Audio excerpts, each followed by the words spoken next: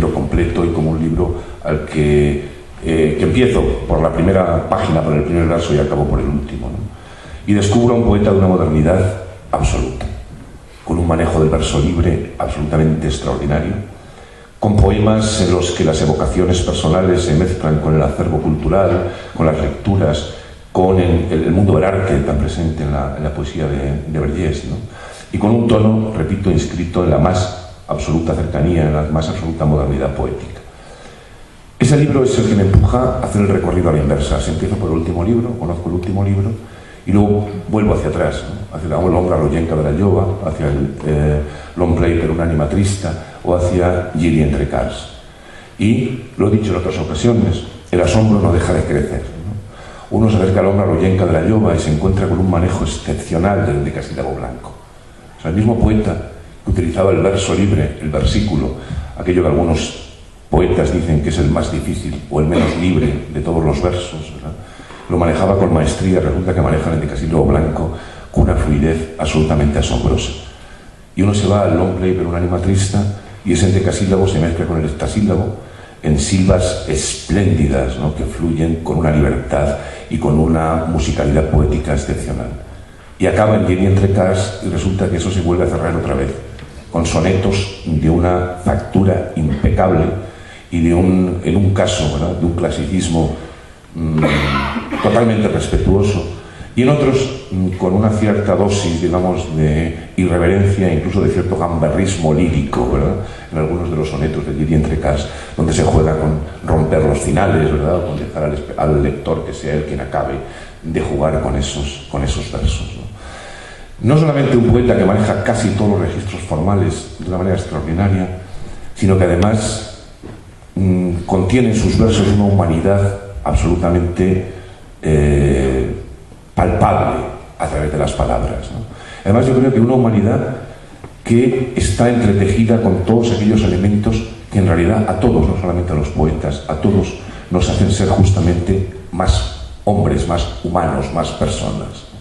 Está la propia existencia, evidentemente, está la propia biografía, pero está el mundo del arte, está el mundo de la literatura, está el mundo de la memoria y están los deseos del futuro. Pasado, presente y futuro como vivencia personal, y todo el acervo literario y todo el acervo artístico que laten, ¿verdad?, detrás de la vivencia personal de Gerard Vergés, y que se comunica al lector sin pedantería alguna, sin alarde ninguno, él habiendo asumido, interiorizado, digamos, esas lecturas o esos conocimientos, y surgen en un poema paralelos absolutamente a cómo surge la emoción del primer amor de aquella muchacha de trenzas rubias, por ejemplo, a la que se menciona en algún poema, ¿verdad?, o de los recuerdos de la infancia, o de los paisajes del Ebro. Con la misma emoción de lo vivido se plasma y se narra, o más que se narra, se transmite la emoción, digamos, de lo intelectual, del mundo de la literatura, del mundo del arte. Un acervo, además, que en Gerard es absolutamente amplísimo. Un poeta, diríamos, provinciano, y ya sabemos todos lo que tiene de peyorativo ese término en según qué apreciaciones, ¿verdad? Y digo provinciano porque no ha querido nunca abandonar ese petit país, esa patria pequeña, ¿verdad?, son las tierras del Ebro. No entrar nunca en otros debates o en otras ambiciones literarias.